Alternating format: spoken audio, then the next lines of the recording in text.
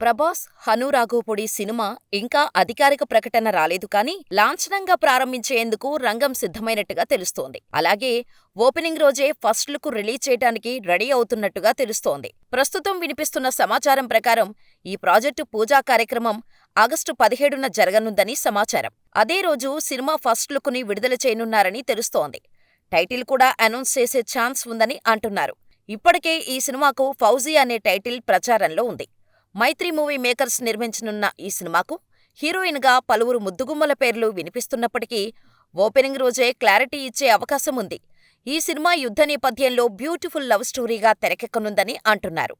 ప్రభాస్ సైనికుడిగా కనిపించనున్నాడట.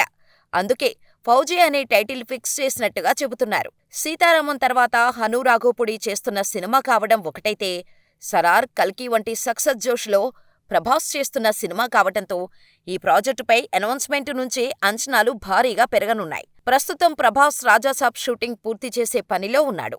వచ్చే ఏడాది April 10న Raja Saab release కానుంది. ఆ తర్వాత ఫౌజీ రిలీజ్కు ప్లాన్ చేస్తున్నారు. ఇక ఆపైన స్పిరిట్, కల్కి 2, సలార్ 2 బ్యాక్ టు బ్యాక్ రానున్నాయి. ఏదేమైనా ప్రభాస్ లైనప్ మాత్రం సాలిడ్గా ఉందనే చెప్పాలి.